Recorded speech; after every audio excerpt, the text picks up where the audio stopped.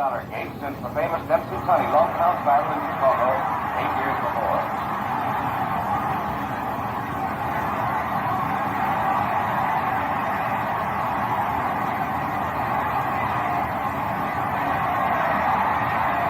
Everyone's stunned by the fury of Lewis's attack.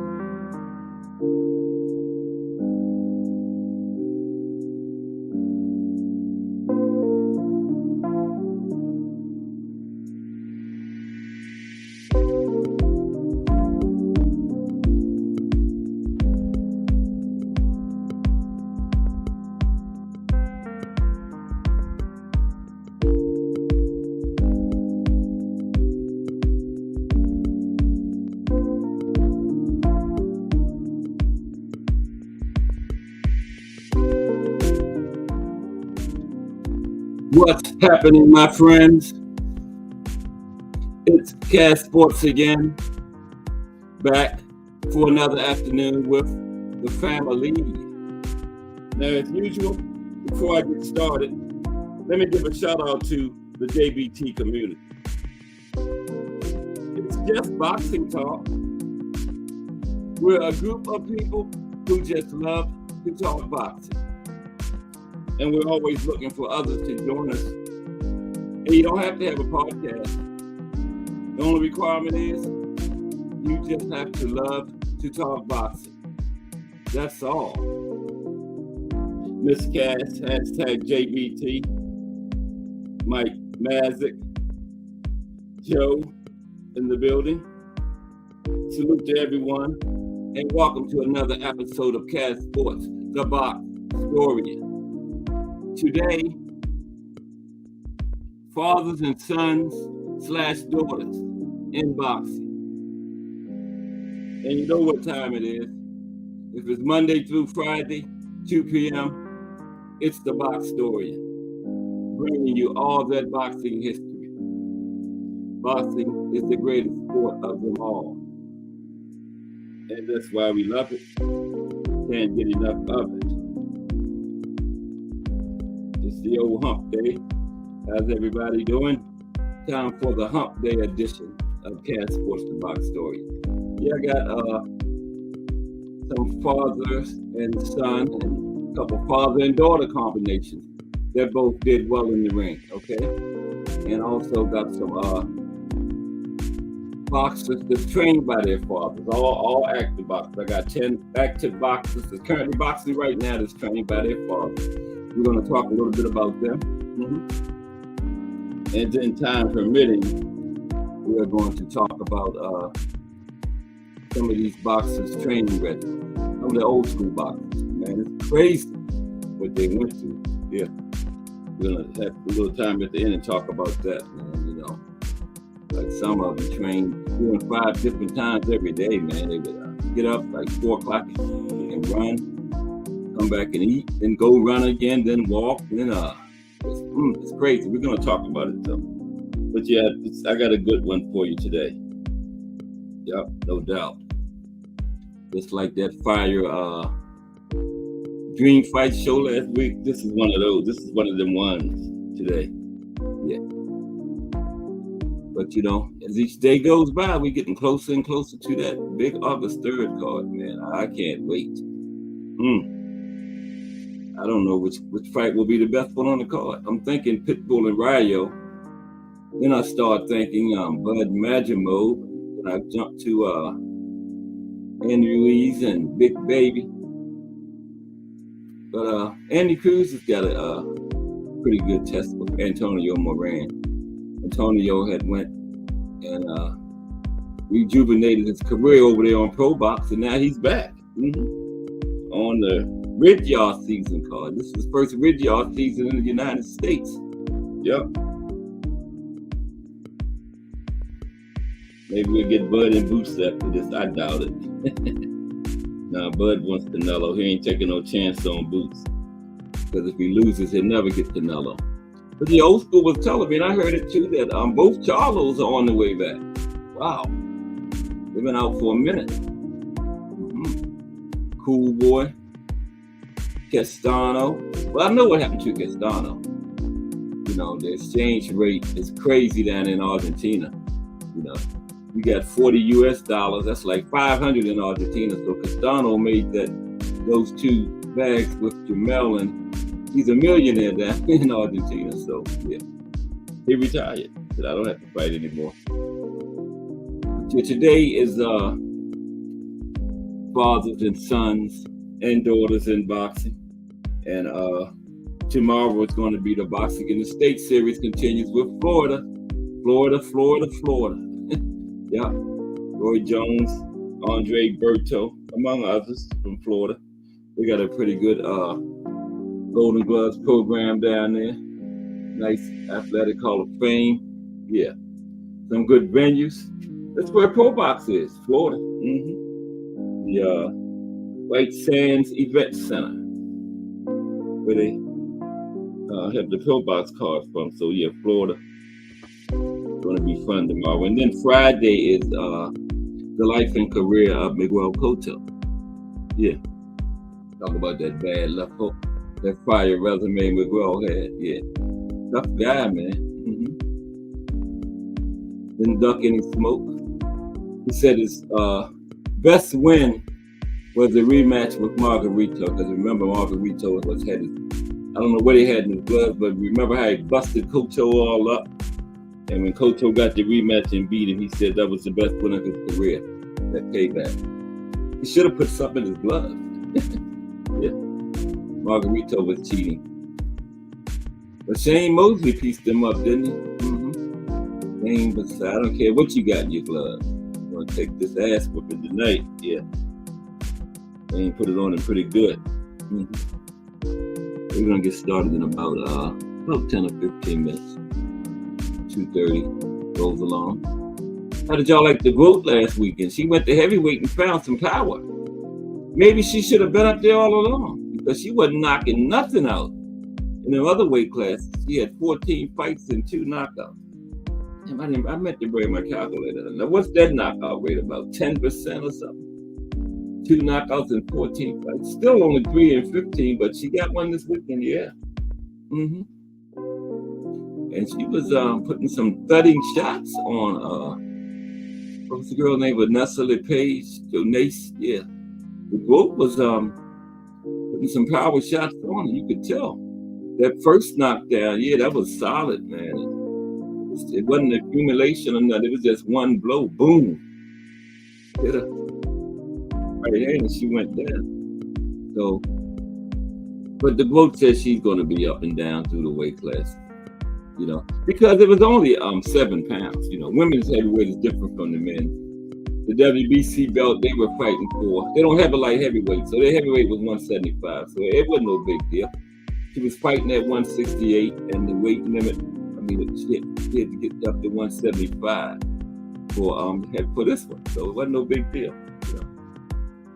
That's all it was. So yeah, that's not. I don't know about. She still mentioned junior middleweight. Now that's like 20-something pounds going back there. And then Abdullah Mason is back in the ring on the 17th. Virgil Ortiz is fighting next weekend. Man, it would have been nice to have had him and Tim Tszyu. That would have definitely been the fight. Put the card on that one. Virgil and Tim Tszyu. Yeah, salute Joe. Mike Mazik in the building so far. We got some more coming. I missed another super chat yesterday. BVO TV sent me one. Cash told me after the show, why didn't you come in and tell me during the show? She said, I didn't want to disturb you. Yeah. But BVO, he understands. You know, I was busy watching the chat and everything. But that's 2 in a row I done missed. People, you know, you got to announce them when the people tell them. You know, that's important. Yeah. I don't want to lose my position here at Cash Sports, you know. Part of that JBT network. Another fire, Let's Talk Fashion came out this morning at 10. And Jay Hardcore and Becky Pound was talking about though. I don't know if they came on today or not. They're supposed to be starting a new channel coming on Wednesdays at 12, I think. But I was kind of busy, so I don't know if they came on or not. I just got finished putting my slide display together. About 5 minutes to 2. Everybody's smashing that like button out there. Yeah, I see some warriors out there in the background. You don't have to come in and say nothing, but just smash on that like button. Don't cost you nothing. Don't cost you nothing, you know. Yeah.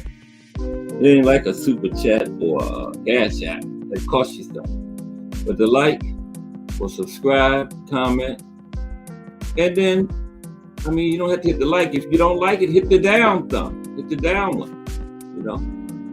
It all registers. If you don't like the show, hit the down thumb. You know, just hit something. You know, that algorithm picks it all up. And Thomas Hill, hashtag JBT in the building. What's up, T Hill? We're going to be talking about some father-son, father-daughter combinations. You know, like Ali, his daughter, and Joe Frazier, his son and daughter. That's them on the thumbnail. Joe and Jackie and Marvis. Yep. Yeah. Since I said father, son / daughter, I said, let me put this up there. Yeah. Because Joe Marvis, I don't think Marvis' heart was in it. I think that was something Joe wanted them to do, you know. Because he went in there and got beat by Holmes. Marvis had some pretty good wins, though. We're going to talk about it after the Holmes fight. But then, what was Tyson, like 30 seconds? Tyson got him out of there in 30 seconds, man. And that was it for Marvis after that. Yeah. Yeah. But after Holmes demolished him, I think he beat Bone Crusher and Jose Ribalta. Somebody else, he had about 3 or 4 good wins. Then he got in there with Mike. Joe remembers. What was it, Joe? 30 seconds? When Mike got rid of Marvis in 30 seconds, wasn't it? Like I was saying yesterday, I know Joe Frazier wanted to jump in there, you know. You're a boxer and see your son getting pieced up like that. But nothing Joe could do. But watch. And then he said, okay, Marvis, I know your heart ain't in it. You don't have to be a boxer. And then his daughter, Jackie, she was 38 when she turned pro. 39 when she fought later Ali Frazier 4. Yeah. Jackie Frazier Lyde was 39 and later Ali was 23. Yeah, Jackie Frazier had about 16 years. Yeah, that's what they called it. They dubbed the fight Ali Frazier 4, right? After their father's trilogy. Melanin Queen 27 in the building. How are you today? Melanin Queen 27. Always good to see Melanin Queen 27. Then she's going to make sure everybody hit that like and participate. Appreciate you, Melanin Queen 27. Salute. We're going to be talking about some family combinations today, Melanin Queen. See the thumbnail? That's Joe Frazier, Jackie Frazier lied, and Marvis Frazier. All were fighters. And I was just telling the chat, Jackie was 38 when she started and fought Muhammad Ali's daughter, Ali Frazier 4. I ain't going to tell you what happened because we're going to talk about it during the show, but yeah. I think Jackie turned pro like 2000, something like that. It's in my notes. Yeah, and she, the Ali fight was the only fight she lost though. And it was a very good fight. I watched it. I saw it before, but I watched it again last night. Very good fight. Majority decision. I ain't gonna say who won. I know Joe knows. But yeah. One judge had it a draw. It was a very good fight, man. Yeah. Ali Frazier 4. Yeah, I wonder why she waited till she was 38 years old. She should have started way back in the 80s sometime. And like Joe was saying yesterday, Joe Frazier and Marvis had a common opponent. Yeah. Joe Buckner. Fought him almost exactly 10 years apart. Joe fought him in June of 1973, and Marvis fought him in July of 1983, almost 10 years apart. They fought one common opponent. What's up, Mike Grimm? Mike Grimm in the building. How are you today, Mike? Got a good one for y'all today. Yeah.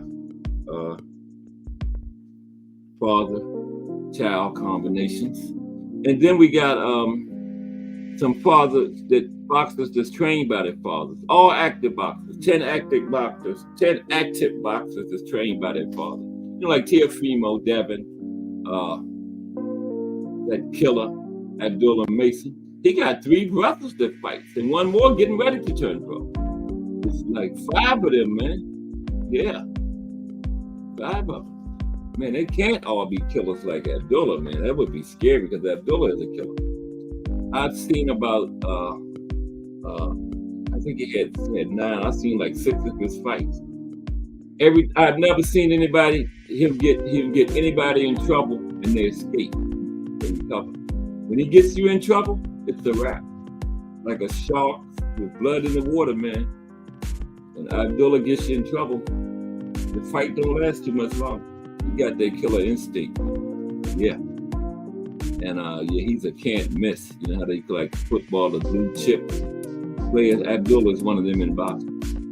Can't miss, man. And probably just about the top amateur in the world, I would say. I can't think of anybody that's any better than Abdullah, man.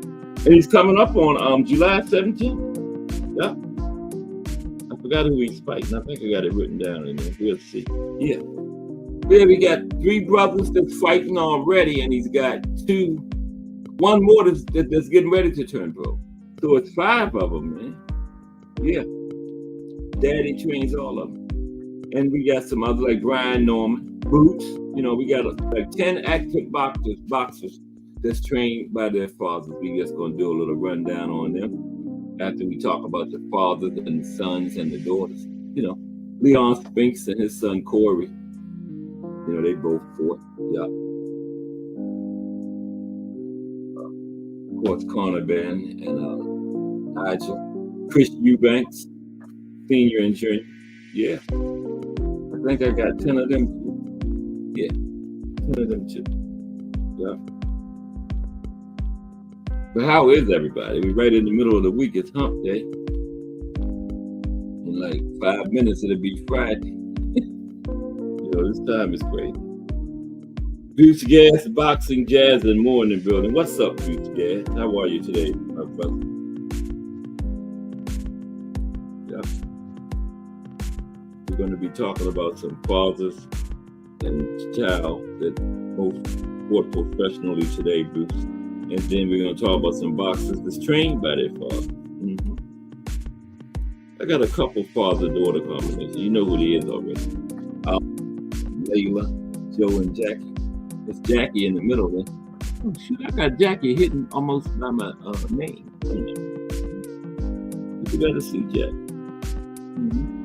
Joe says Leon Spinks had another son who was around 2 and 0, but was shot. Oh, okay. I didn't know that, Joe. Oh, he had another son that's 4-2. I guess he was after Corey, right? The one that actually did turn pro. Corey wasn't bad. He was a good slick boxer. Yeah. I got Boom Boom and Lenny. Ray Mancini and Lenny, his father. Yeah. His father was a pretty good lightweight back in like the 30s, 40s, around World War II. He cut his career short and went into World War II. And I think he got injured or something and didn't box anymore. But he was going pretty good. He was a top contender. Fought some big names. I got it in there. Yeah. And Boom Boom was a world champion. He was a reason around that time when they went to 12, when they dropped 15 because Duke Kim, the Korean guy, died after the Boom Boom fight. Yeah. I saw that fight too. And Duke, nowadays it would have been stopped. But back then, man, they wasn't so quick on the trigger back then. They let you take a lot of punishment. But that was just, that's how it was. And then after that, not immediately, but like a year or so, they dropped 15 rounds. They already had 12, 10, 12, and 15, but, did away with the 15. Yeah. Because Duke Kim, the Korean guy, died after the fight, man. Yeah. That Korean kid that was on the Monster undercard, but he got his second undisputed last December, died too. It was hard to find information on that, man, but yeah. He was on that card, and he went into a coma after his fight. And I think he wasn't walking right or something, going to the locker room, so they rushed him to the hospital. I think they put him in a medically induced coma at the hospital, but he never came out of it, yeah. And he eventually died. I think Trump told me, but I couldn't find information on him. Yeah. Yeah, we're going to get started in about 5 minutes now. Thomas Hill said, you already have a wealth of knowledge to share with us, Jim. Do my best to you. Joe does. Yeah, Joe could come to the Old Timer Show on Sundays. On Hardcore Boxing News, Joe, 8 o'clock every Sunday night, man. We have Kenny Ellis, one of Tank Davis' trainers. Jaleel Hackett's father's in there. Bruce Gass. Some big-time boxing guys, man. Yeah. So stop by there, Joe. Yeah, we got some training. And Bruce Gass. Every Sunday at 8 o'clock, man. Fire. Your input would be valuable, Joe, because you right there with them. The type of stuff gems you be dropping in here, man. Yeah. So 8 o'clock Sunday night, Joe, Hardcore Boxing News. Check it out, man. We'd love to see you over there. Thank you, T Hill, because I didn't even think about mentioning that, Joe. Yeah. I should have brought that up. Yeah. Yeah. Yeah, I told you. Queen 27 is the definition of moderator. Yeah.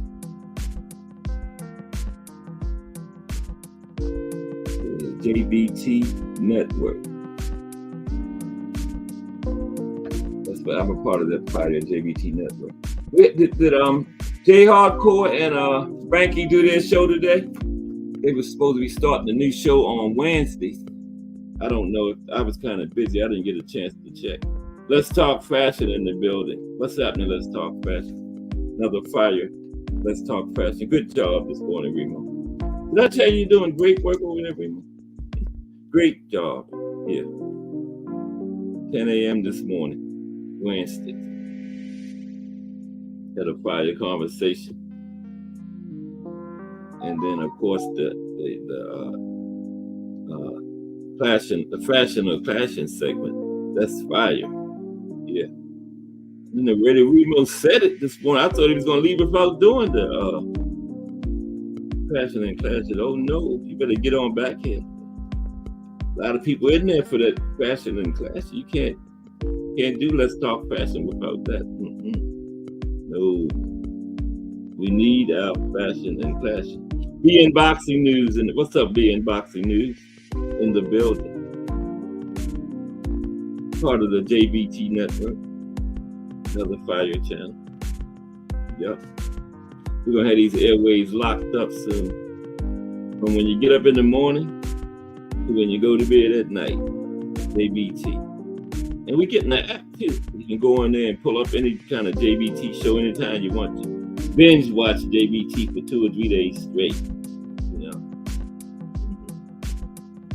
Yeah. But today we're going to be talking about some father, son, and daughter.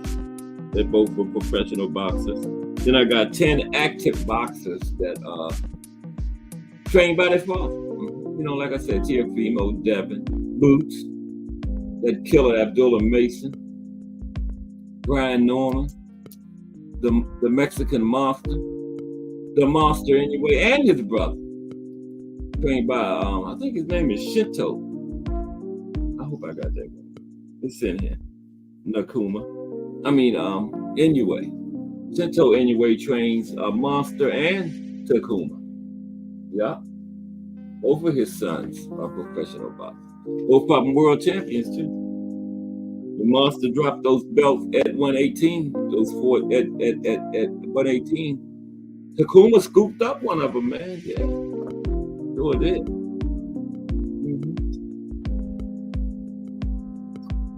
And still got it. I think it's the WBA. Yeah, 118 belt.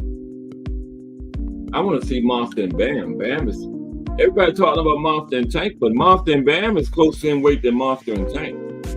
Bam is at 115. Only one weight class in between. That would be a good.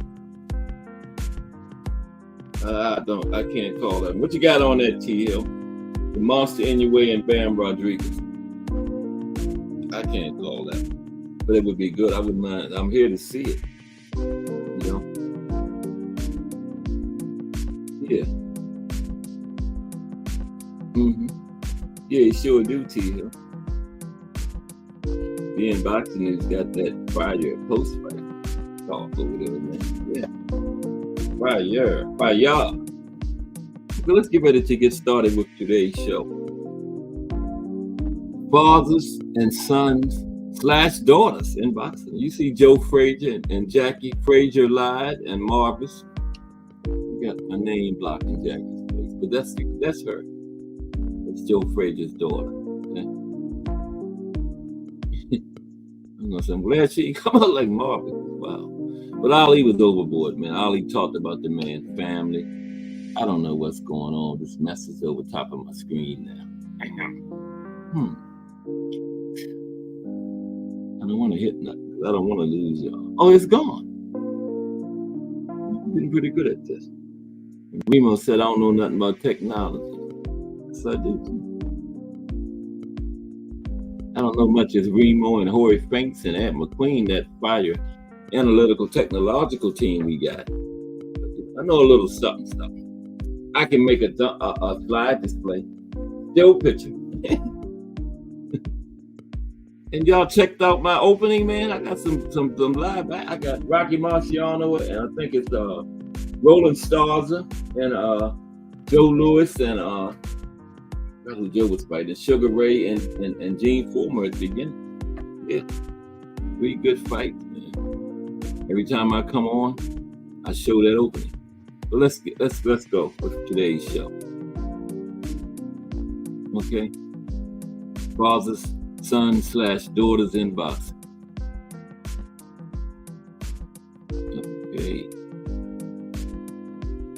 Got a nice slide display too. I got all of the combinations of the fathers and sons and daughters, all the trainings except for one I couldn't find. So I just got both of them separate. Nice slide display for you too. Okay, anybody come in? Nope. Okay. All right. Let's go with today's show. How's everybody? This hump day. You ready to go downhill? 10 minutes from now, it will be Friday. Okay. And watch how fast 3:30 get there. Okay. Now, fathers and sons / daughters in boxing. Now, in sport and childhood, it is common that children look up to their fathers, right? As some of their first mentors in life. Fathers are often responsible for teaching their children how to ride a bike, throw a ball, and in some cases, throw a punch, right? Now, boxing can be handed down through generations as somewhat of a tradition in some families, and some of the most well-known and prestigious names in the fight game are father-son duo, right? Floyd and Tracy Harris Patterson. Yeah, Tracy was Floyd's adopted son. Floyd Sr. and Floyd Mayweather Jr. Julio Cesar Chavez Jr. And let's not forget the father-daughter duos, Muhammad Ali and Layla, or Joe and Jackie Frazier, right? Now, all of these fighters hold impressive fighting records because they were driven by the passion, support, and motivation received from both ends of the relationship. But you don't have to necessarily train to be a pro to shore up the special bond a father and son or daughter can build through boxing. The quality time spent between father and child in boxing and the milestones achieved throughout the training journey are non-replaceable and often the foundation of solid and healthy lifelong bonds. Now, in a sport such as boxing, some of the obvious life lessons that are taught include dedication, discipline, confidence, and self-belief. And all these things are essential traits for not only sports, but for life, right? And by developing these traits side by side with your child, you're showing them that you are not only in their corner in the ring, but also in their life. Okay, let's get started. The first comment that we're going to talk about the father and the child that fought. Then later we're going to talk about the boxers trained by their fathers, 10 active boxers.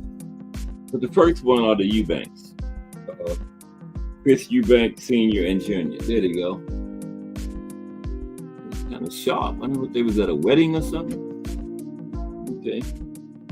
Yeah, I got to keep track of this child. I done got 2 super tests the last 2 days and didn't even announce neither one of them. I don't blame nobody. They never send me another super test. But no, don't do that. Okay. Chris Eubank Sr. and Jr. Now, these two had a combined record of 78 wins, just 8 losses, 2 draws, and 47 knockouts. Now, the jury is still out on Chris Eubank Jr., right? As it is with fellow famous son, Conor Benn. But Jr. has done enough to be on this list with his more accomplished father, right? Now, some people believe that Senior has Hall of Fame credentials. Senior finished his career with 45 wins, 5 losses, and 2 draws. And they're from London. And Senior, he could box, punch, and take a good shot, right? And he was a 2-division champion. And he had a knockout victory and a draw against his rival, Nigel Benn. Okay?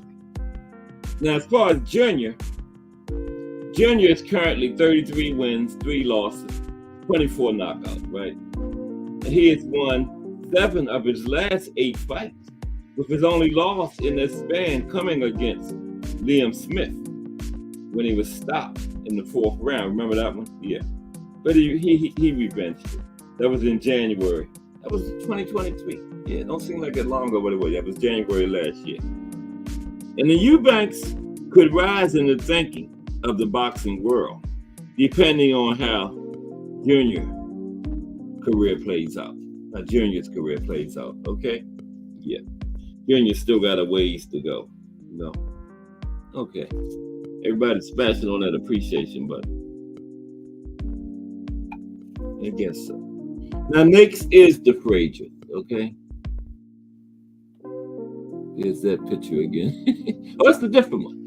Oh, you can see Jackie better on this one. See? Yeah. Okay. I wish you could see Marvis worse. No, it's not Jackie. Just kidding. No disrespect. Yeah. Joe Marvis and Jackie Frazier. Well, actually, Jackie Frazier lied. That's her full name. But Joe Marvis and Jackie Frazier. Now, these three had a combined record of 64 wins, just 7 losses, 1 draw. That's not right. And oh, wait a minute, that's Joe Frazier's record. No, that's the combined record. Yeah, because Jackie only fought like 14 times. 64 wins, 7 losses, 1 draw, 44 knockouts. Okay. Now, the elder Frazier is universally seen as one of the greatest heavyweights of all time. Smoking Joe, right? Smoking Joe was a bobbing, weaving, left hooking, fighting machine, right? He was Muhammad Ali's arch rival, and he delivered a string of big victories during his career. Now, Marvis was 19-2 with 8 knockouts. Okay, lost to Larry Holmes and Mike Tyson. Now, Marvis wasn't as bad as some people might believe he was. Okay, he had a natural ability and a solid amateur background, which prepared him for the professional ranks. Okay. Now, the problem, according to some people, is that Marvis was rushed into that 1983 fight with Larry Holmes. Okay, he only had 11 fights before that fight, and it was stopped in the first round. And a lot of people say that that's what ruined Marvis. The 11 fight against Holmes. Remember, Holmes was piecing him up, and then he would stop. Come on, referee, stop it. Piece him up and put another flurry, calling the referee, piece him up again. I know Joe Frazier wanted to jump in there, but you couldn't help him out. But yeah, a lot of people say that really hurt Marvis, that it stopped mentally, only 11 fights. I don't know why Joe Frazier put him in there like that. But anyway, after the Holmes fight, okay, Marvis had some good performances, including wins over James Quick Tillis, Jose Robalta, and Bone Crusher Smith, right? And those are all after that loss to Holmes. So those were pretty good names back around that period in the 80s, yeah. Quick Tillis, Jose Robalta, Bone Crusher Smith, all good names. Marvis had wins over all of them. But then he got in there with Mike Tyson and lasted only 30 seconds. And he faded away after that, right? Now, Joe and Marvis even had a common opponent, right? Joe Buckner. And they fought 10 years apart, right? Joe won a 12-round decision over Buckner in June 1973, while Marvis won a 10-round decision over Buckner in July 1983. Yep. Like a month.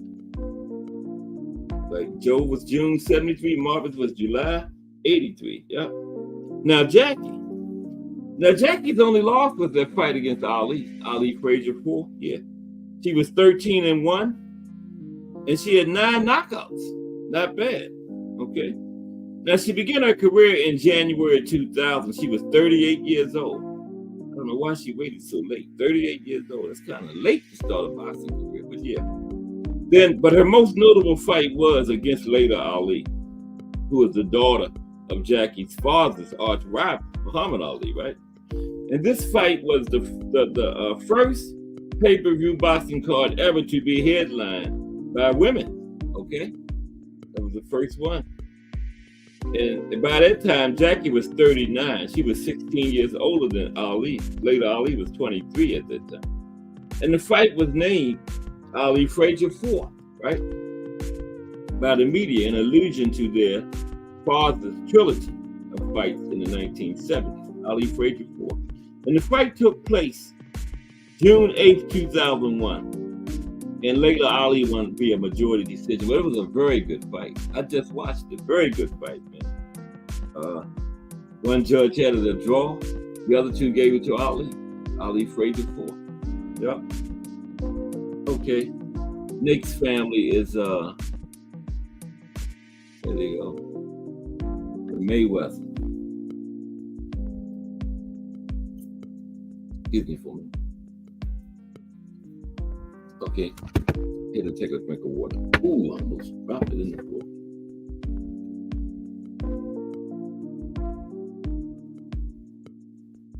Okay, somebody come in. I ain't trying to miss nobody. Oh, Lonnie Lee, hashtag JBT in the building. Yeah, I missed Lonnie's super chat the other day. You know, you got to call them out right there in the chat.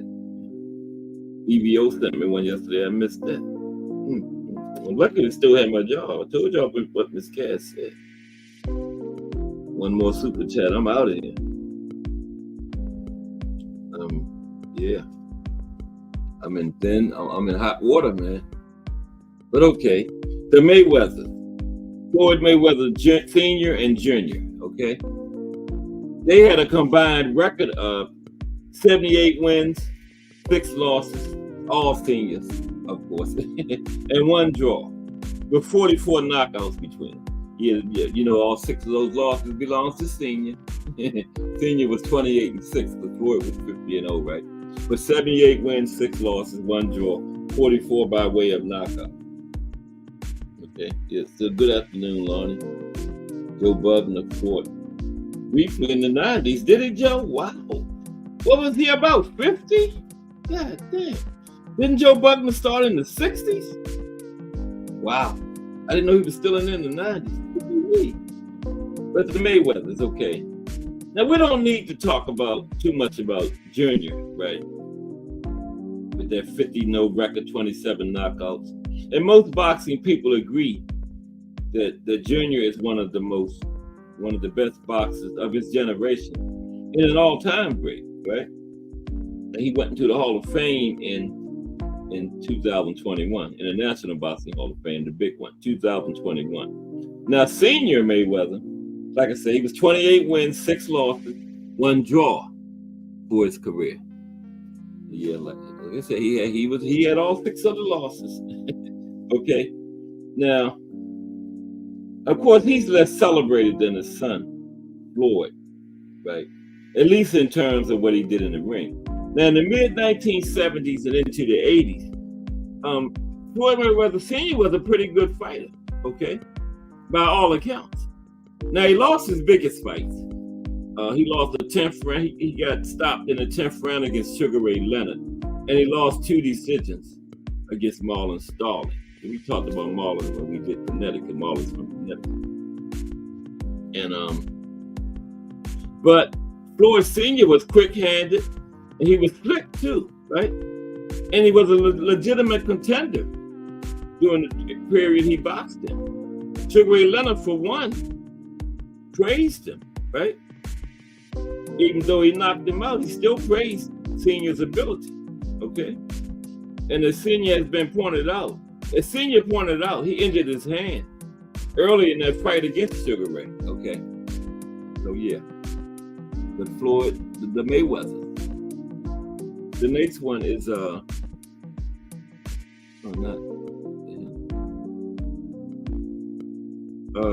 Goody Espedo Sr. and Jr. I hope I said his name right. Espedo Sr. and Jr. Combined record, 84 wins, 14 losses, 5 draws, 56 by way of knockout. Now, the Espedos were father and son bangers, right? And world champions from Mexico, okay? Now, the 5-foot-tall elder Espedos, you know, he had a career record of 39 wins, 6 losses, 5 draws, 28 knockouts. Now, he won the WBA flyweight title by stopping unbeaten Alfonso Lopez in the 13th round, right?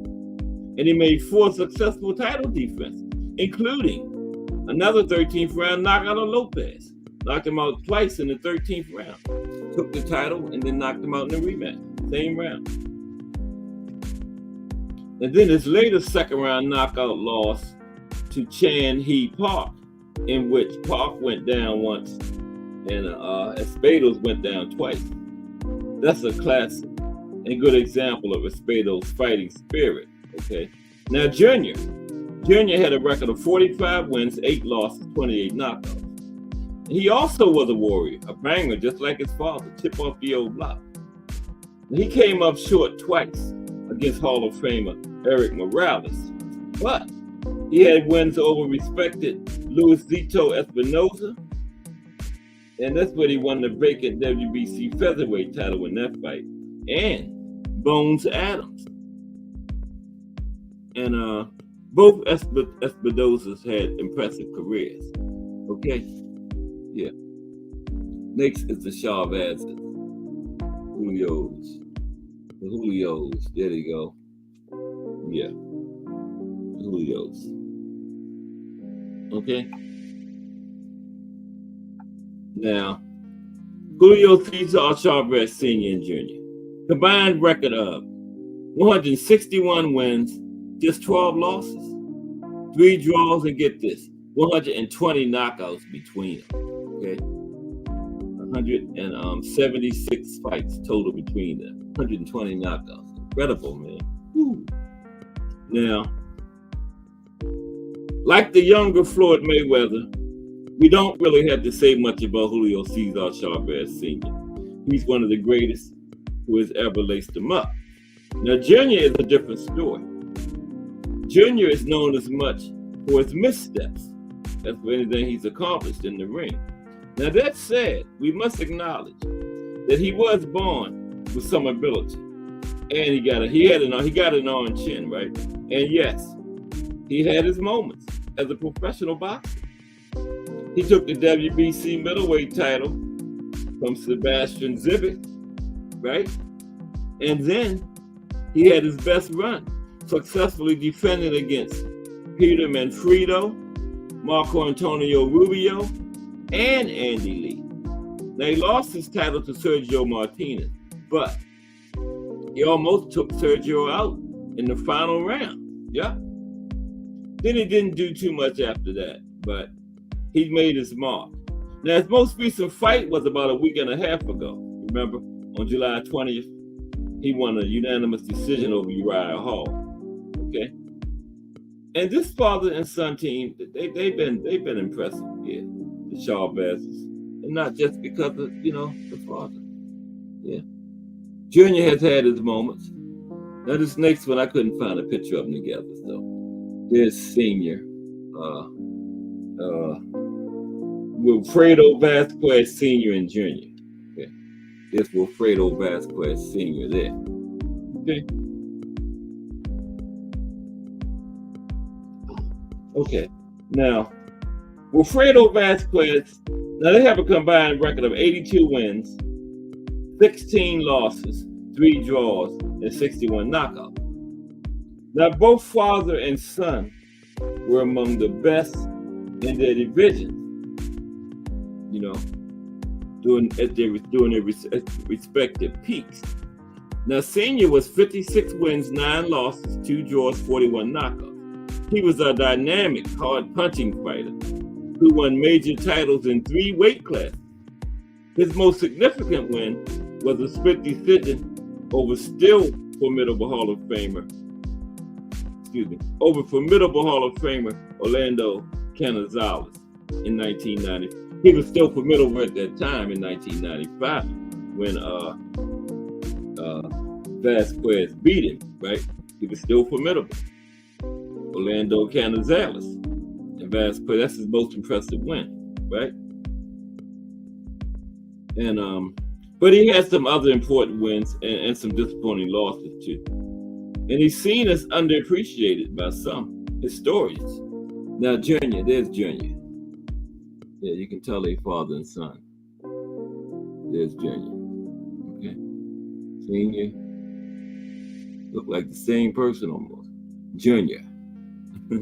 Okay. Now, Jr., he had a record of 26 wins, 7 losses, 1 draw, 20 knockouts. Okay. 20 knockouts out of 26 wins. That ain't too shabby. Now, he wasn't as accomplished as his father, but he did win a major title. And he was consistently competitive in a deep 122-pound division over several years, right? Now, he didn't do as well when he moved up in weight, but he's remembered as a good fighter. Puerto Rican fans should be proud of these two native sons, Wilfredo Vasquez Sr. and Jr. Now here's the Mancinis. Lenny and Ray Mancini. Yeah, here they are. Lenny and Ray Mancini. Okay, stay with me for a minute. Here we go. Okay. Okay, excuse me for 1 minute. I gotta take a breath.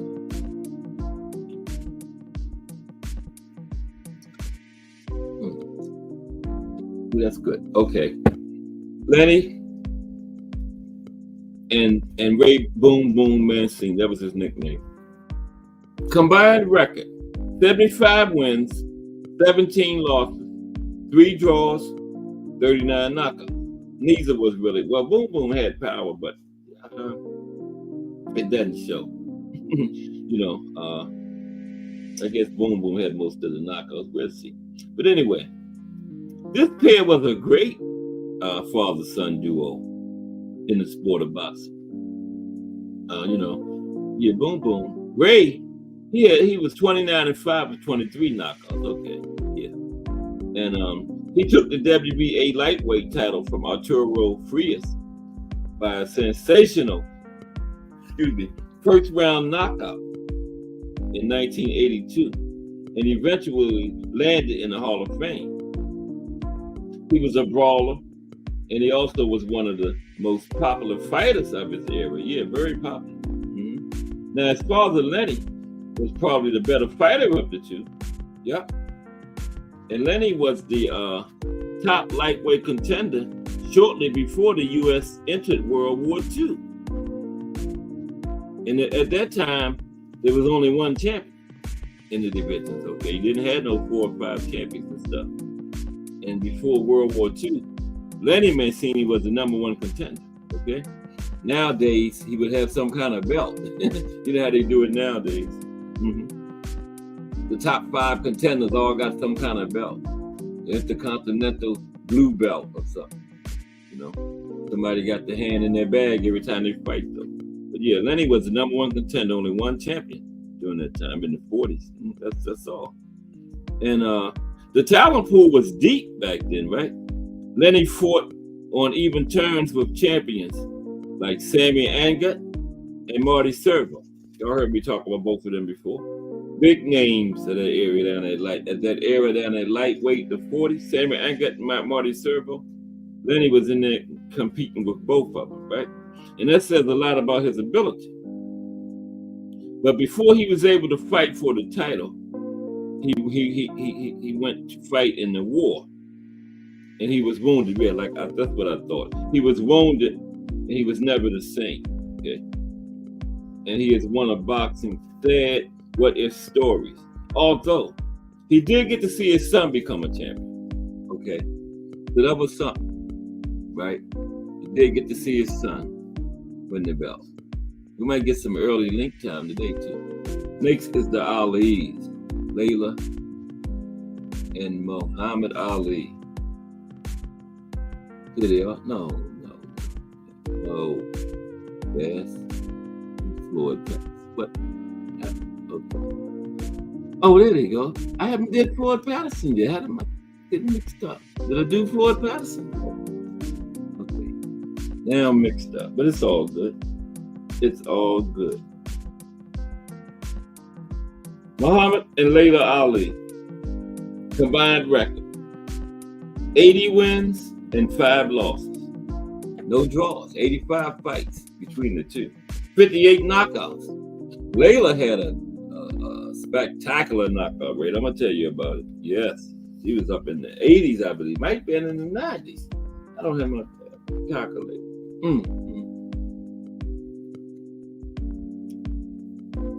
Might be in the 90s. But yeah, 80-5, 58 knockouts, Muhammad and Layla.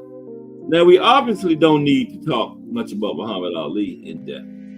He was the greatest, right? That's what they say. I call Joe Louis the greatest, but Muhammad Ali was number 2. And as things turned out, Layla arguably became the greatest female fighter of all time. Now, Muhammad had a 56-5. Now, he had all the losses in this family too, right? Like Floyd Sr. had all the losses in their family. Muhammad had all the losses in this one. But Muhammad only should have had 2 losses, man, because Spinks, Holmes, Berbick, he shouldn't have fought those fights. His losses should have only been to Joe Frazier and Ken Norton. He should have been out of the ring.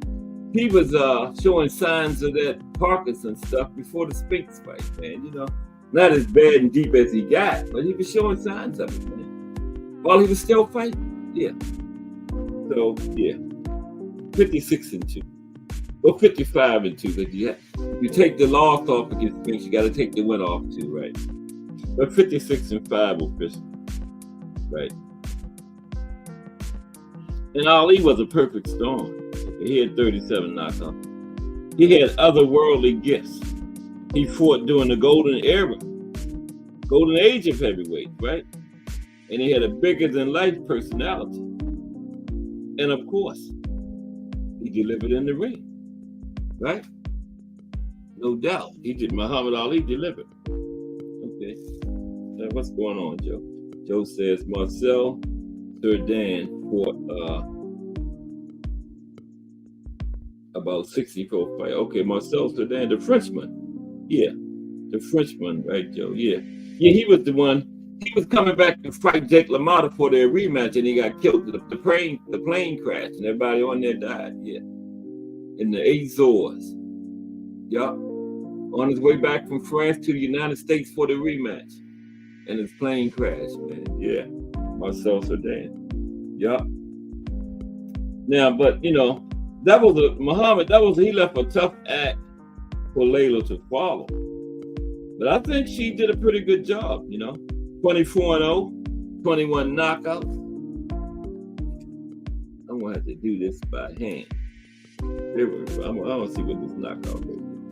24-0, 21 knockouts. 24-0, 21 knockouts. Wait a minute. Yeah. Bear with me for a minute. I'm gonna have it in a minute.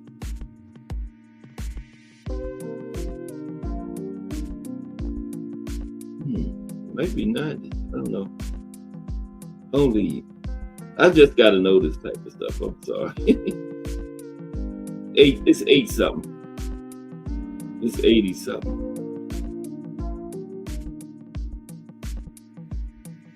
Almost there.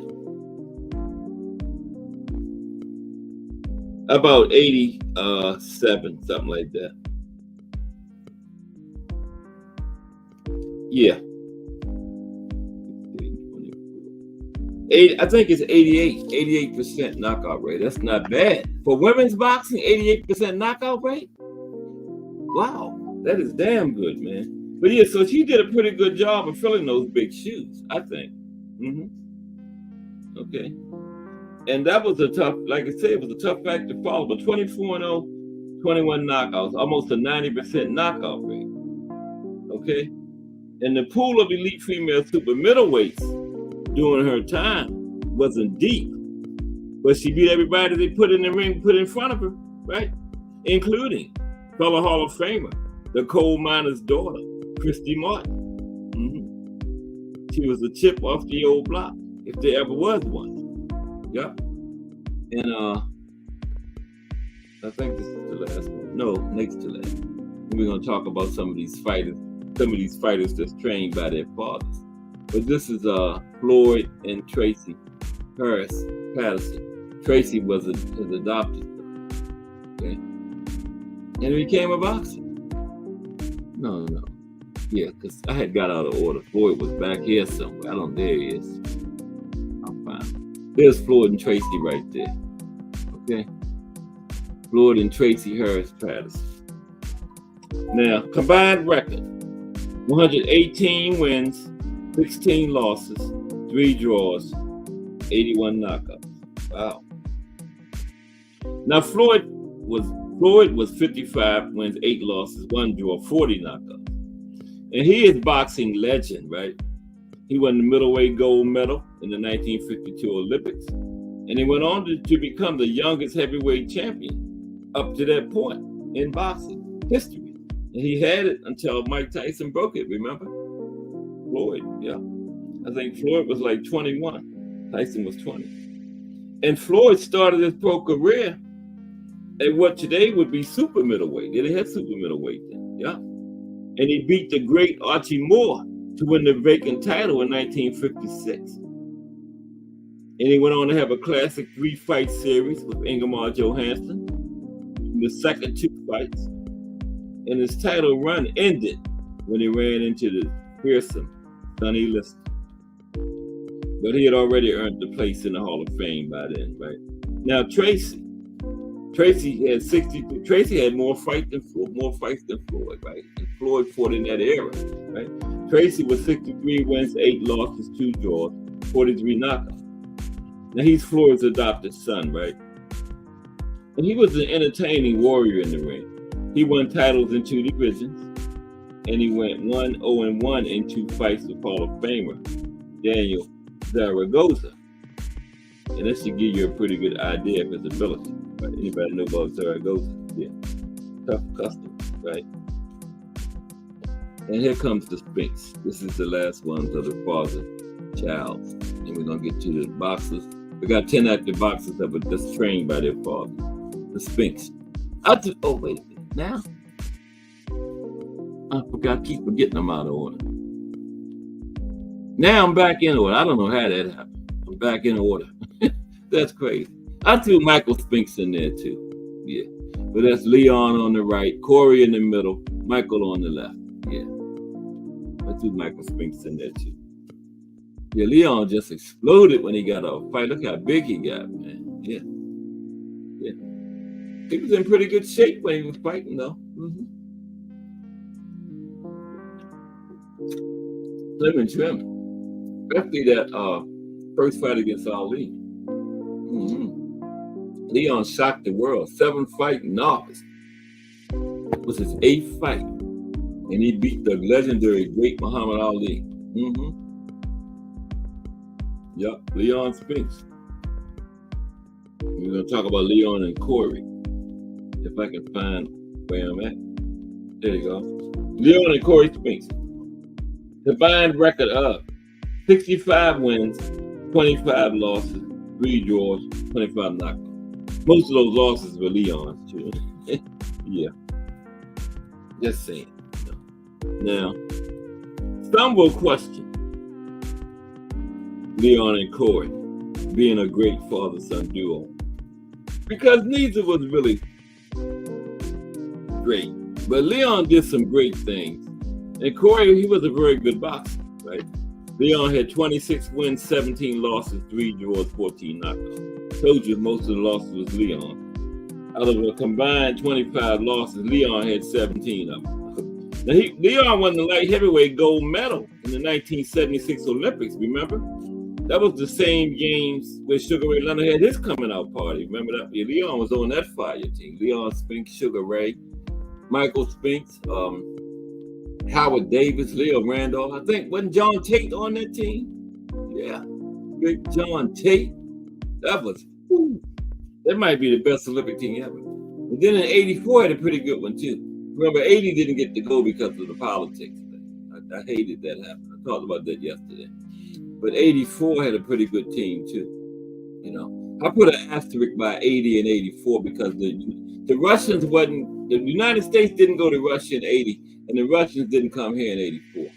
So a lot of them people that got gold medals wouldn't have got them if the United States and Russia had been in both those Olympics. So it's the asterisk by both of them for me, you know. But yeah, United States boycotted, the Olympics in Moscow. And then the very next Olympics was in the United States, so you know damn well the Russians gonna boycott it, and the Cubans, they're close friends. So yeah. So 84, the Russians or the Cubans wasn't there. So it's a 2 asterisks by that one. Yeah. But Leon beat 36-year-old Muhammad Ali to win the heavyweight title in his 8th professional fight, which was one of the great feats in boxing history.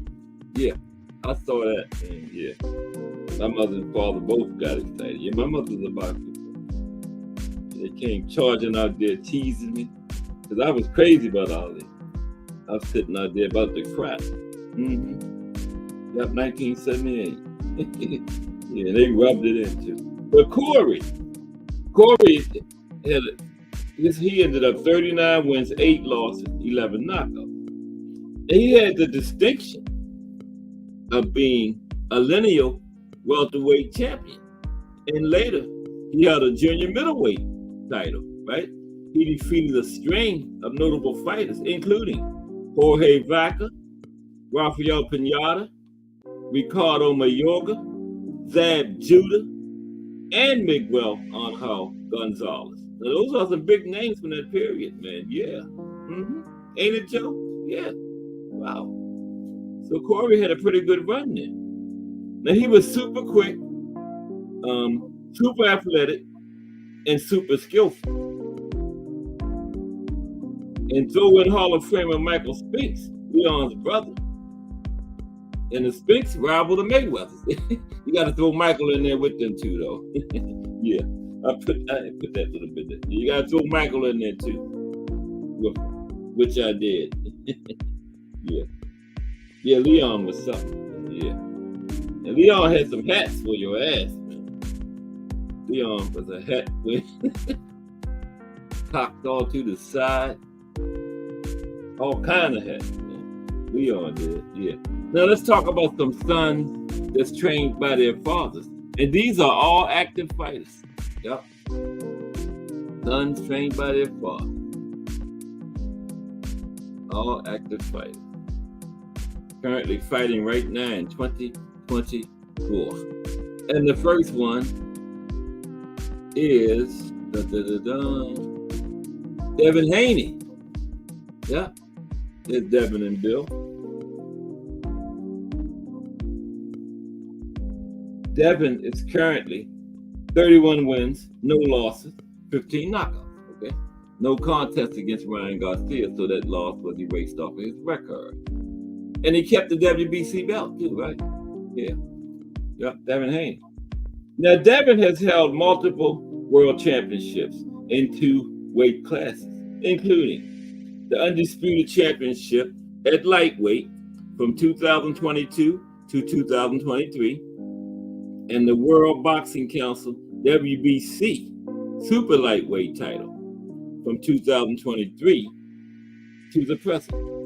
Still holds on to that. Took it back. Ryan didn't get it because Ryan cheated. Okay. Ryan don't deserve shit. He cheated. He's a cheater. They should ban him from boxing.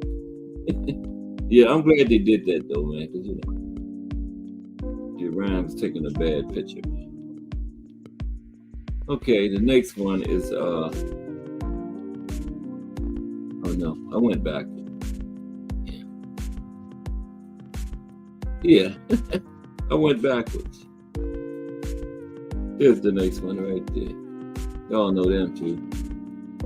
Teofimo Sr. and Teofimo Jr. Dumb and Dumber. Nah. Sorry, BBO. BBO ain't in here. Yeah, Duran had a son. Duran had a son who fought. You know, Joe Manny Pacquiao Jr. is in the amateurs right now. I was keeping track of him, but I lost track. Last time he had about, I think he had like 11 or 12 fights. That was like late last year, something like that. Yeah, Manny Pacquiao Jr. Remember, he used to be sitting there with his mother watching Manny fights? Now he's fighting, yeah. He's in the amateurs, on his way. Yeah, Manny Pacquiao Jr. Now, Teofimo Lopez, currently 21 wins, 1 loss, 13 knockouts.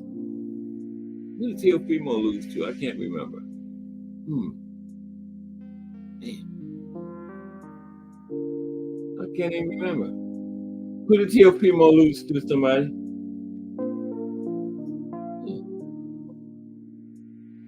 Okay, but it'll come to me. Now, Teofimo has held multiple world championships in 2 weight classes also, including the WBO and Ring Magazine light welterweight titles, which he currently holds now. He's had those since 2023.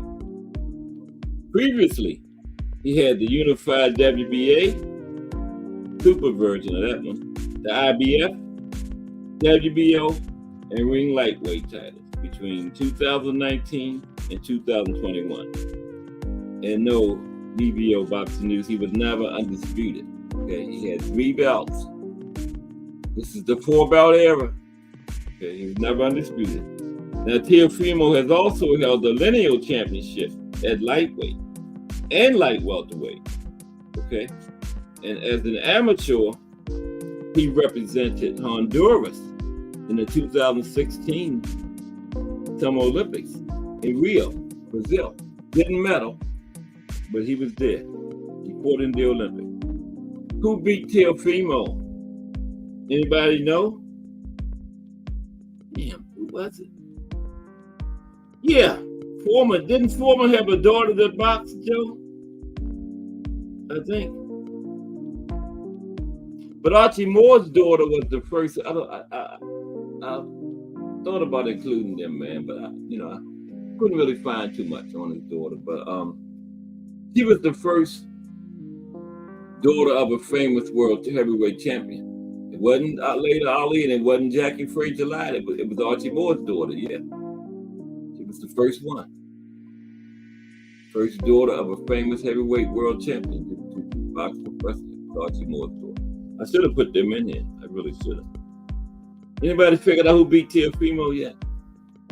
He got 1 loss, right? I can't remember who the hell it was. It was after Loma, I believe. Oh, George Kambosos. Come on, y'all. George Kambosos.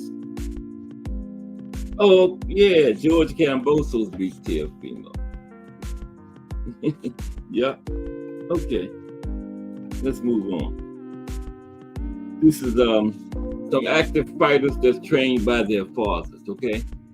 And next is there you go, the Lomachenko. Anatoly and Vasily Lomachenko. Okay. Vasily, not in the mood, Lomachenko. Currently, 18 wins, 3 losses, 12 knockouts. Okay. Now, Not in the Mood has held multiple world championships in 3 weight classes, from featherweight to lightweight, including the IBF lightweight title since May 2024. He currently holds that. Previously, he held unified and Ring Magazine titles at lightweight. Okay, he had the WBO title at junior lightweight, and he had the IBF title at featherweight. He was a very decorated amateur boxer, including 2 Olympic gold medals. Vasily, Not in the Mood, Lomachenko. Okay, really the matrix, but Okay, next is here they go, the Inoues. Shingo Naoya and Takuma Inoue. Yeah. Oh Lord, I don't know why I keep hitting this. Excuse me. I don't want to do this, y'all, but I got rid of it. See, Rima, I know what I'm doing with this technology stuff, man. Yeah, that's Shingo. Takuma on the left, the monster in the middle, and the father Shingo on the right. Trains both of his sons, both champions. Like I said in the opening, Takuma picked up one of those belts that his brother, his big brother, the monster, dropped. When Monster was undisputed at 118 and dropped his belt and went up to 122. His little brother picked up one of them and has defended. I think he defended a couple times now. Yeah, he was on the that card where Monster knocked out the last guy he fought. The guy that dropped Monster, Monster came back and demolished him. Yeah, Takuma was on that card, yeah. So that's good. Putting his brother, get your brother some attention. Monster, yeah. Now, okay. Talk about the Monster first. The Monster is 27-0 with 24 knockouts. Very good knockout rate. Okay. That's almost 90. Because if Laila Ali was 21 out of 24, and she was 88. This is right about the same. High 80s, okay? Now, the Monster has held world championships in 4 weight classes, okay? And he is one of only 5 professional boxers to be the undisputed world champion in 2 weight classes in the 4-belt era, right? The GOAT was first, then Bud, then Katie Taylor, then the Monster. Usyk was the last one. The Monster and Katie Taylor did it like a month apart. I think Katie was like November 2023, and Monster got his in December 2023, the second weight class, okay? Only one of 5 professional boxers to do it. 2 weight classes in the 4-belt era. Usyk just did it 2 months ago. Usyk about to lose it though. I got Fury in this next fight. Now, Monster is known for his exceptional punching power, possessing a knockout ratio. Well, I figured it out. Yeah, 89%, right? I forgot that. I did do it. 89%. And in title fights, he's 91%. Okay. And the Monster is currently the undisputed world champion at super bantamweight, 122. The Monster. The DA Monster. The Monster. Okay. Next. Oh, Takuma. We got to do his little brother, Takuma, right? Takuma is 20 wins, 1 loss, 5 knockouts. Okay. Now, Takuma has held the WBA bantamweight title since April of 2023. He previously held the WBC interim bantamweight title from 2018 to 2019, and he challenged for the full world title in 2019. And that's when he suffered his only loss of his career. Takuma. Yeah, fighting family. Anyways, man. Yeah, I love to see the Monster. And this next guy, man, I love this guy. Got like a shark with blood in the water, boy. Abdullah Mason. Abdullah Mason, trained by his father. Abdullah is currently 14-0 with 12 knockouts. I wish I had my calculator, but 14-0, 12 knockouts. 14. I don't know. That's a good one. But you know, it's lower. Not a lot of fights, though. You know.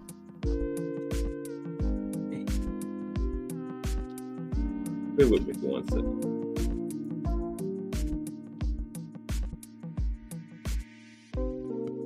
That's 14 times 8. It's 80 something. Like 85. Yeah, about 85%, something like that. Yeah. Because, you know, it gets higher the more fights you have, and you keep knocking them out. So your rate keeps going up, you know. Okay. Yeah, Abdullah Mason.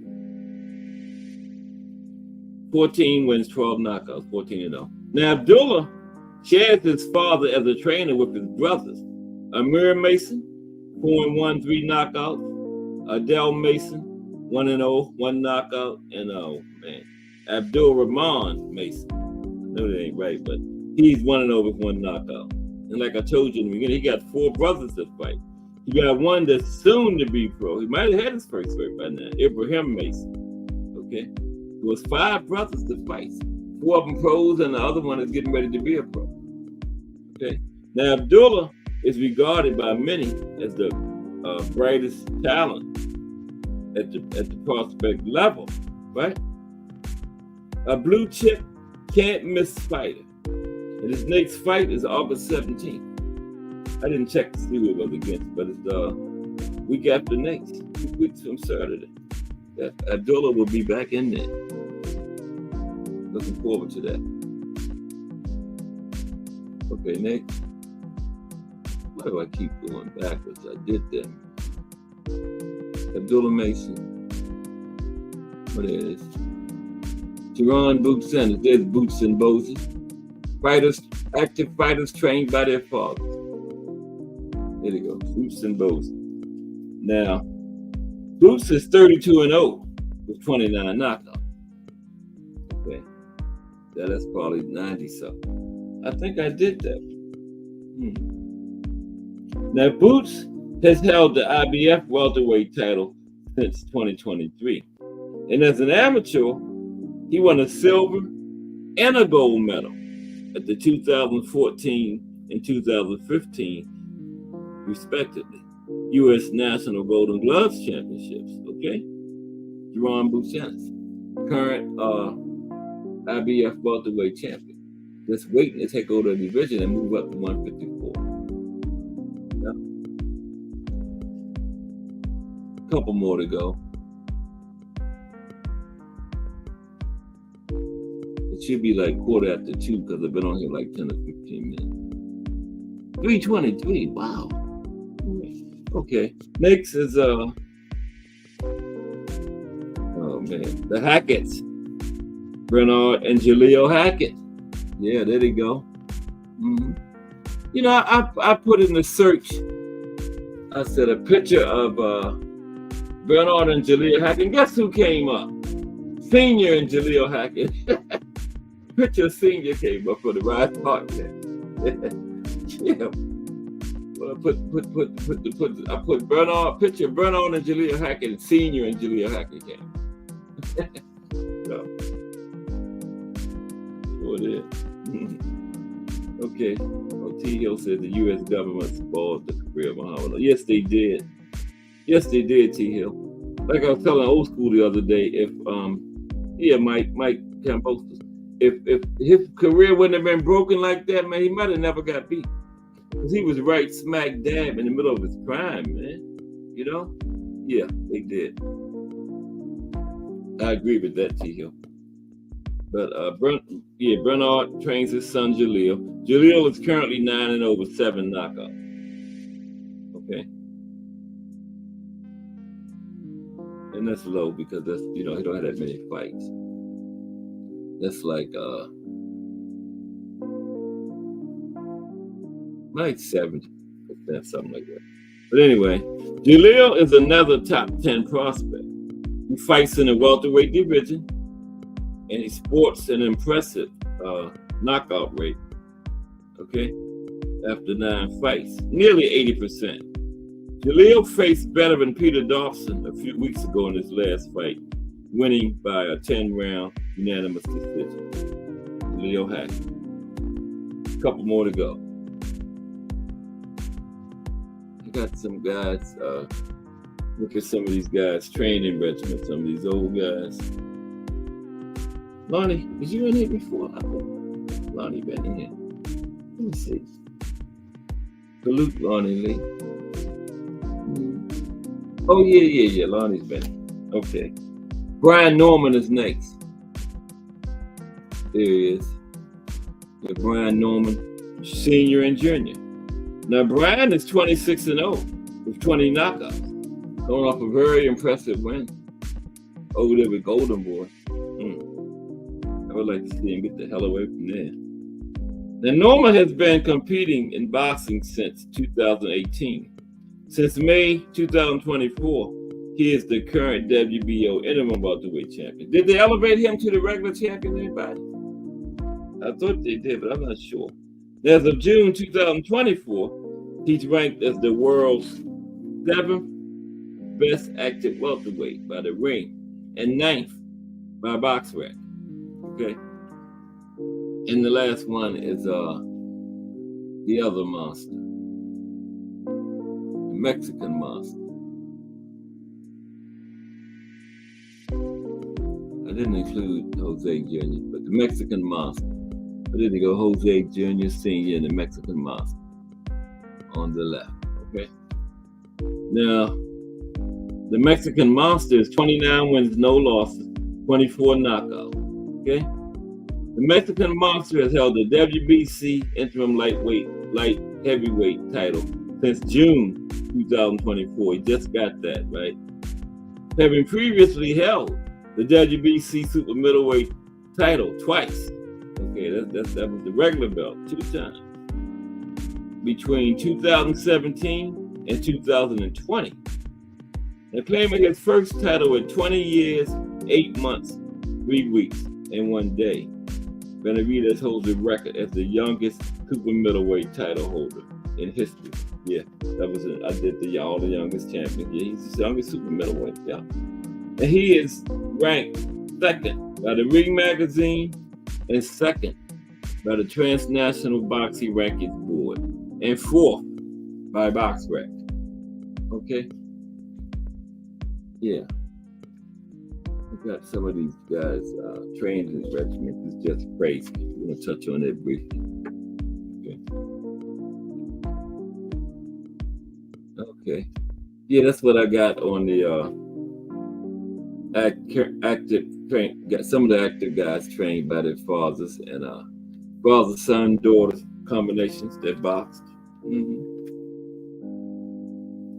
Now, let me see. Is this it? Yeah, one of the exciting things about boxing is the cool ways fighters come up with to take their skills and conditioning to the highest level possible. Now, some of boxing's greatest fighters lean toward more conventional approaches to training, while others incorporate activities that most people would deem odd, right? Now, how you train certainly affects how fast your skills and endurance improve. Okay, let's look at some of the training regimens of some of the most famous boxers of all time. Okay, first one is Muhammad Ali, arguably the greatest. I call Joe Louis the greatest though. Okay, Muhammad Ali, there he is. Now, Muhammad Ali didn't become the greatest boxer that ever lived by sitting on a couch all day. Okay, he was a workaholic. He trained 6 days a week. Only day he took off was Sunday. And here's what Ali's daily training routine looked like. Okay, cardio. Ali would get up at 5:30 a.m. and start his day with some stretches. Next came a 6-mile run, followed by another round of stretches.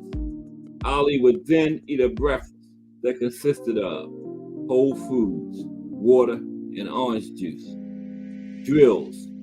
Ali would then start a proper training session at the gym from about 12:30 to 3:30 p.m. This session included a warm-up of 5 3-minute rounds of shadow boxing with 30-second rests between each session. That was followed by 6 3-minute rounds of heavy bag work with 30-second breaks between rounds. Sparring. Ali would then enter the ring and spar with training partners. Afterward, he would cool down by spending 9 minutes on a speed bag, followed by a 20-minute jump rope session. Strength and conditioning.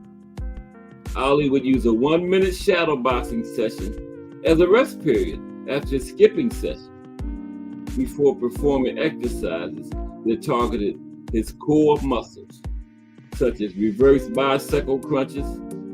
Another round of skipping followed the core work, this time focusing on lateral movement. Recovery. Ali would get a full body massage to help speed up the recovery process. Nutrition. Ali finished his day with a healthy dinner that mostly involved foods like beef, chicken, fruits, potatoes, green vegetables, and water, or fruit juice. Okay? Mike Tyson. Mike Tyson. I did it again. Okay. Mike Tyson. Here is piece of them homes. Like a hook on it. Now, Mike Tyson still holds the title of the youngest champion in boxing history. And he's had one of the most controversial yet captivating careers. He was discovered by legendary boxing coach Cus D'Amato at 14. Tyson only needed 6 years of training to claim the WBC heavyweight title. Okay? And here's what his daily training routine looked like. Cardio. Tyson's day typically started at 4 a.m. and started with long stretching periods, followed by 10 interval sprints and 10 box jumps. He would run 3 to 4 miles, followed by a 1 mile walk. He was typically done with all of that by 5:30 a.m. He would shower and return to bed. Tyson would be back up by around 10 a.m. to enjoy a healthy breakfast that consisted of oatmeal and milk, drills and sparring. Tyson would be at the gym by 10 a.m. performing drills to improve his skills and sparring, about 10 rounds. Sparring was followed by lunch at 2 p.m., which was often some pasta and steak or chicken with rice, washed down with fruit juice. By 3 p.m., Tyson was back in the gym, performing more skill work and sparring sessions. This was followed by about an hour on an exercise bike, strength and conditioning. Tyson's strength and conditioning started at around 5 p.m., mainly consisting of calisthenics. He would perform 500 shrugs with a loaded barbell, 500 push-ups, 500 sit-ups, 2,000 bodyweight squats, and 800 dips. He would finish his workout session with about 10 minutes of neck exercises, which explains why his neck is so thick. Yeah. Nutrition. Tyson would be done with his workout by 7 p.m. It was time for dinner, which consisted of more steak or chicken with rice or pasta, washed down with some orange juice. He would work on a stationary bike for about 45 minutes. After he was done with dinner, he would then go to bed at about 9:30 p.m., back up the next morning for the same routine. Okay, I'm gonna try this link. Okay. What did you say, Tio? I'm gonna try this link in here. If anybody would care to join me. And then Floyd Mayweather was next with his routine. Let me get this in there very quick. Let me continue with that. Okay, I'm going to get it right the first time today.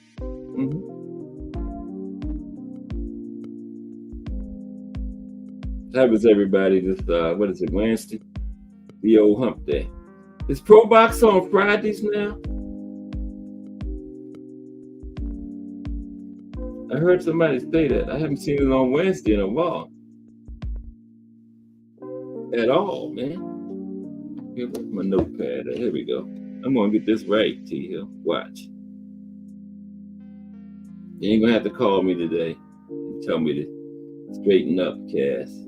Yeah, T-Hill called me yesterday and said, get it right, Cass. Was it yesterday? This time going by so fast. That could have been last week.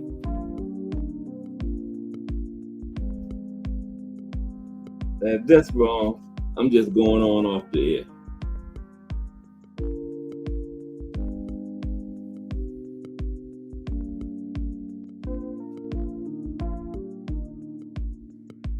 Okay.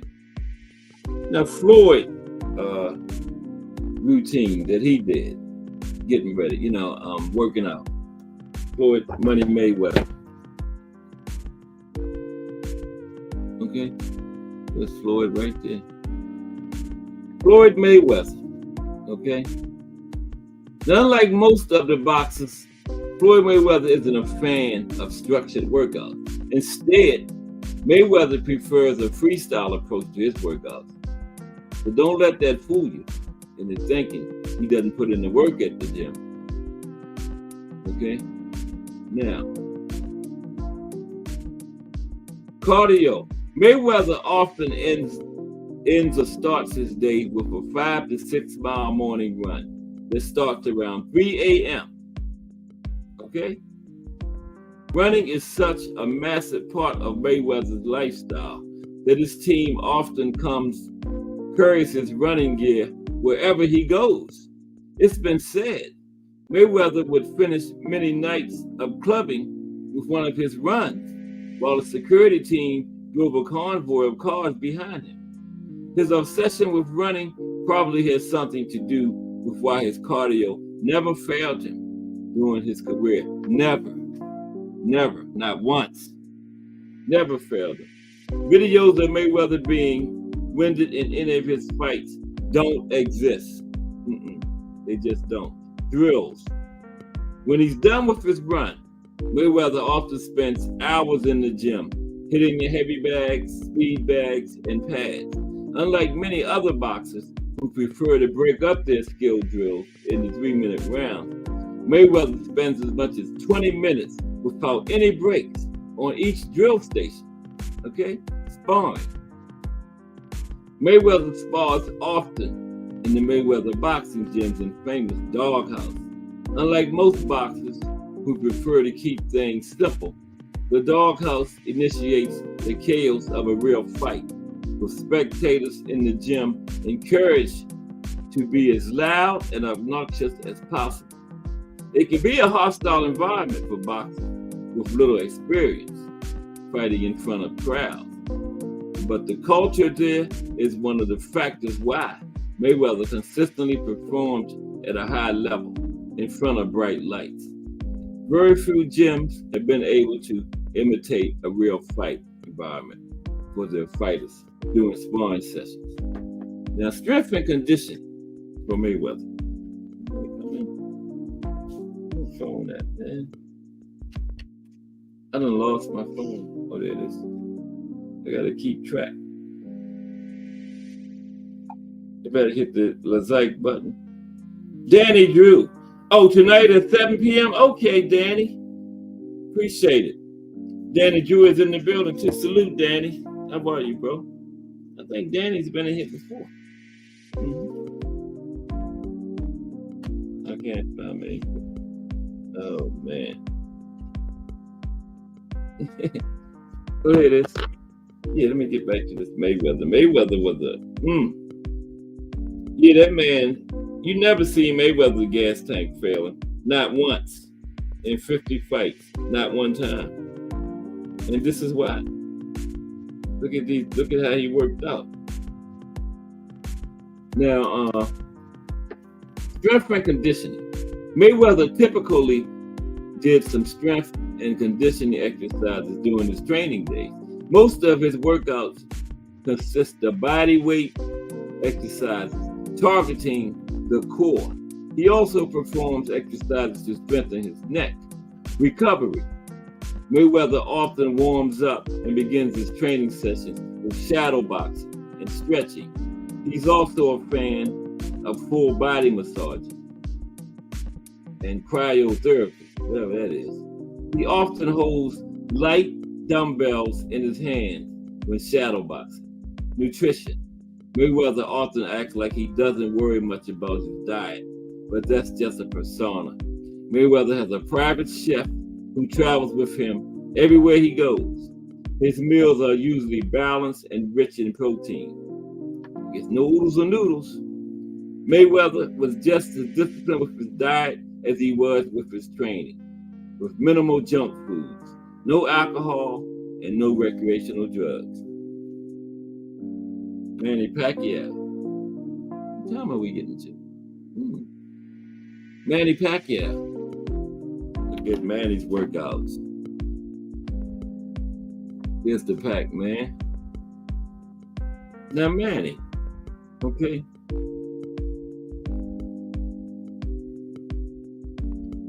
Now, Manny running up to 8 miles to build his aerobic capacity and endurance.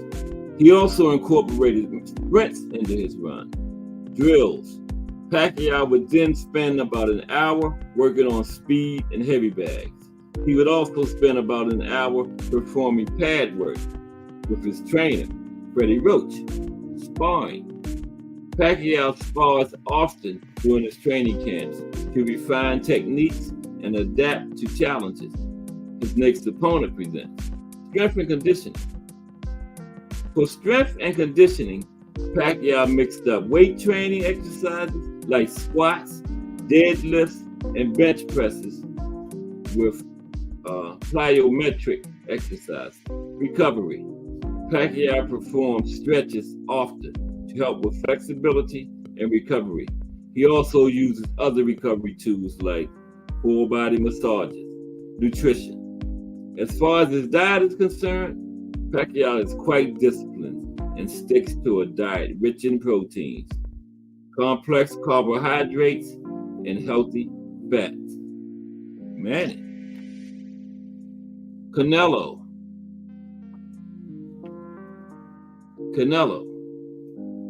No PEDs and no cows.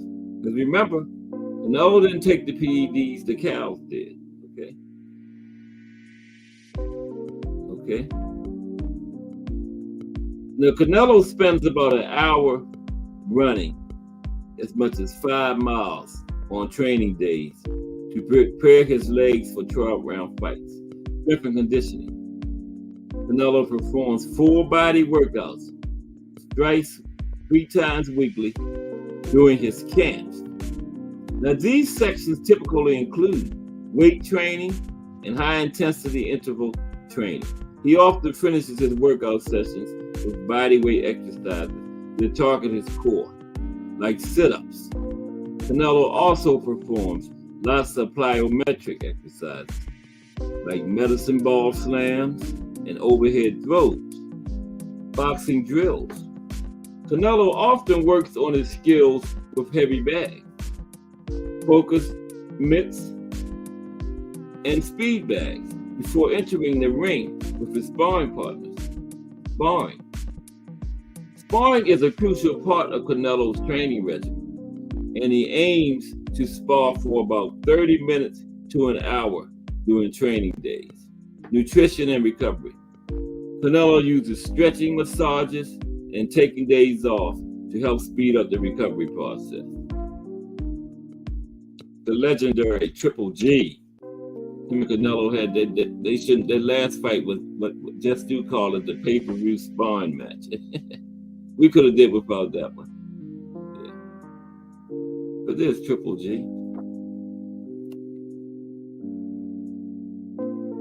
Kennedy Golovkin.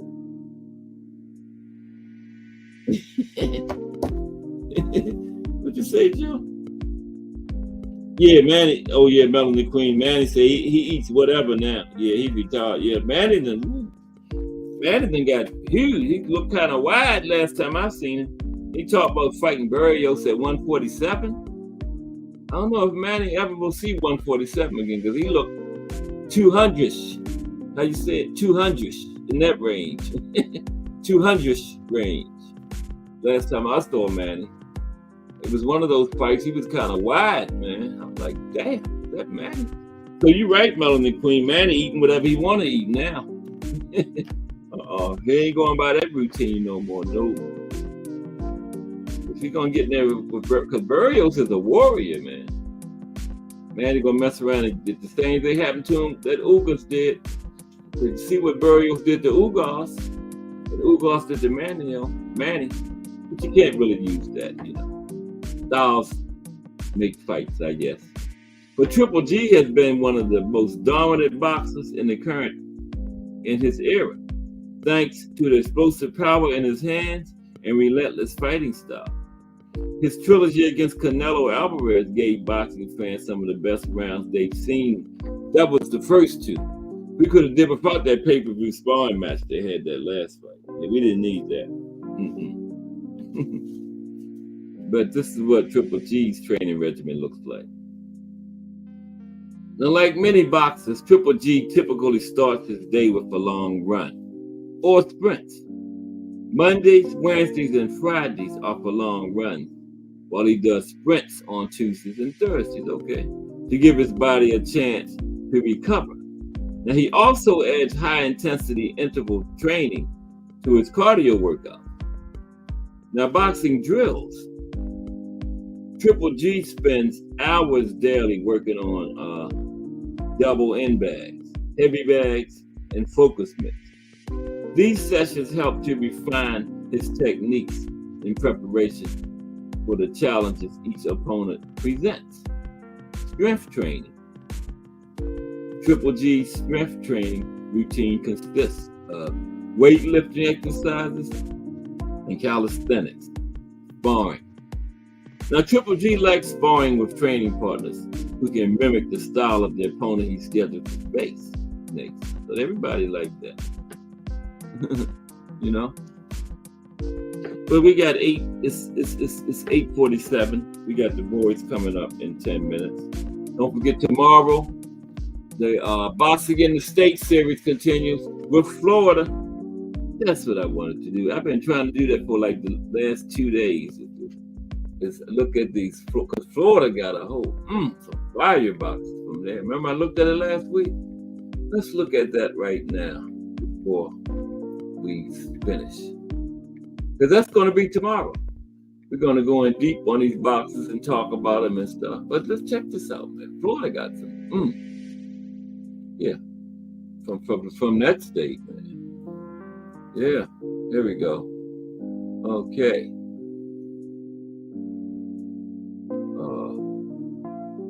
Randall Bailey, Chris Barnett. I don't know that. Andre Berto. Okay. Nate Campbell. Tavoris Cloud. Gabriel Fundora. Sebastian Fundora from Orlando. Florida's loaded, man. We're going to have fun tomorrow. Omari Jones. Roy Jones Jr. Jeff Lacey. Ray Mercer, Jorge Masvidal, Vince Phillips. I told you Florida is loaded. Mickey Rourke. Wow. Antonio Tarver. Keith Thurman. Yeah, we are going to have fun tomorrow. Wow. All those people are from Florida, man. James Worthington. That's not James. Coleman Williams, back in the day. Winky Wright. Florida is loaded, man. And that's tomorrow. Wow. That's been like the deepest state so far. And don't forget, Friday is the life and career of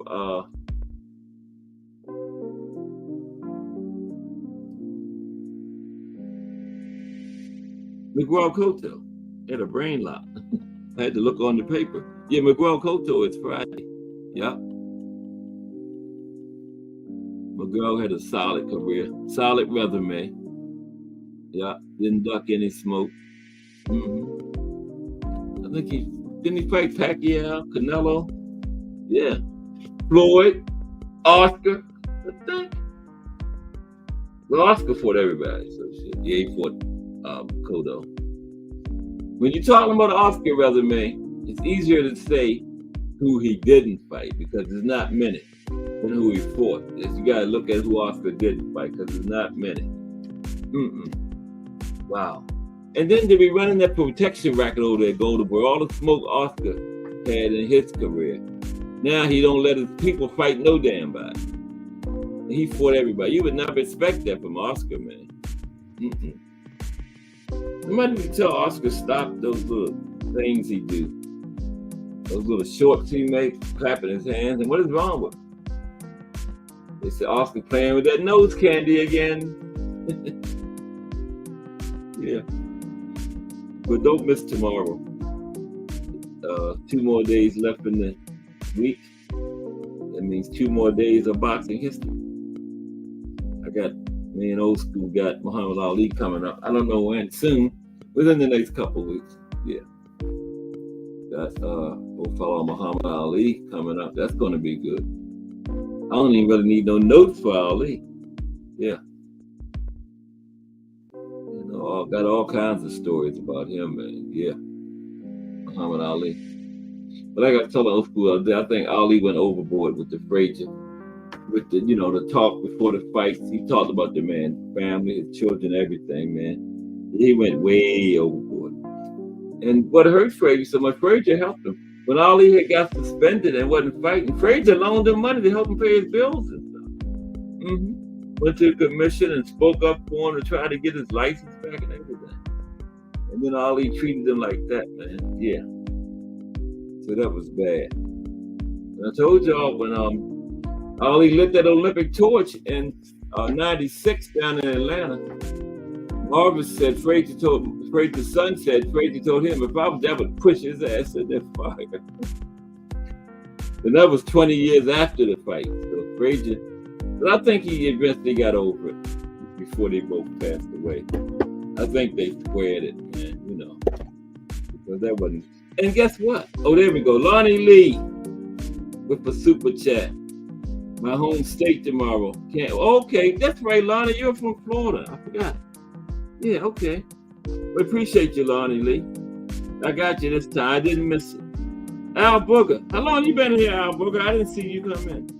You came through the back door. Lonnie came through the back door yesterday. I'm going to have to board up that back door, man. I'm going to board it up.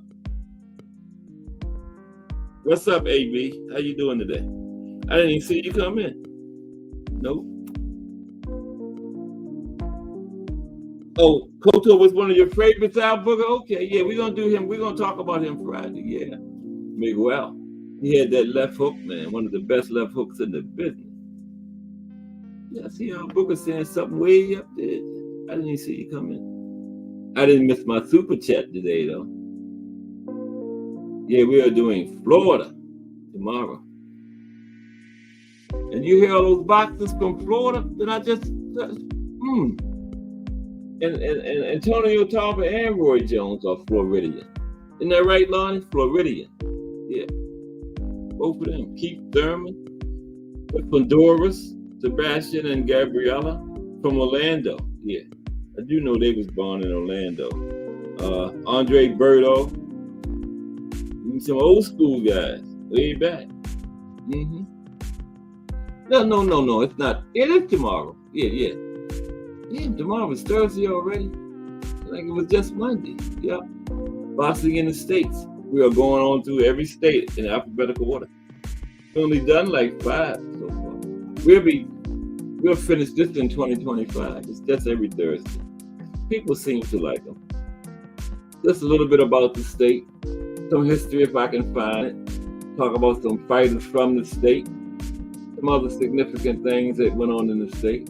Florida got some nice boxing venues down there too. And they got a pretty good Golden Glove program. We're going to talk about all of that. Nice Hall of Fame. If our athletes go there, not just boxing. We're going to talk about all of that tomorrow. Florida. Yeah. It's almost time for Just Do Boxing.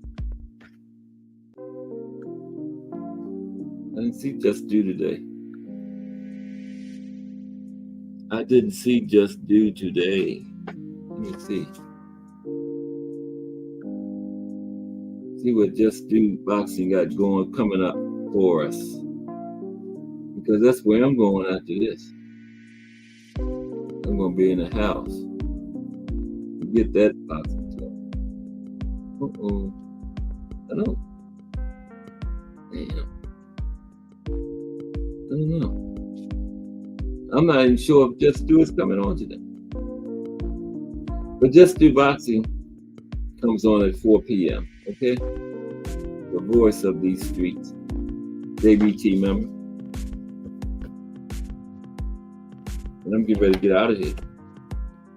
Because if it's Monday through Friday at 2 p.m., it's Cass Sports, the Boxtorian, bringing you all that boxing history.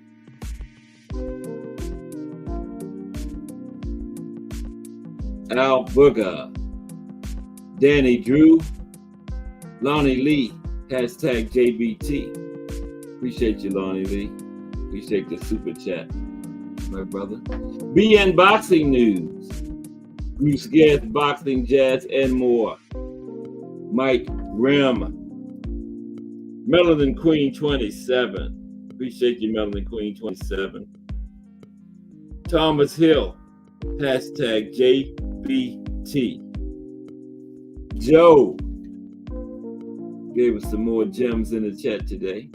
Appreciate Joe. Mike Mazik. Always in the building. First one in. And Miss Cat. Hashtag JBT. Appreciate everybody. Don't forget tomorrow, Florida.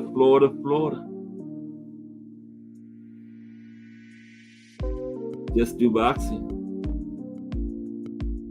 4 p.m. I'll see y'all tomorrow at 2. Everybody have a great day. Cast Sports. I'm out.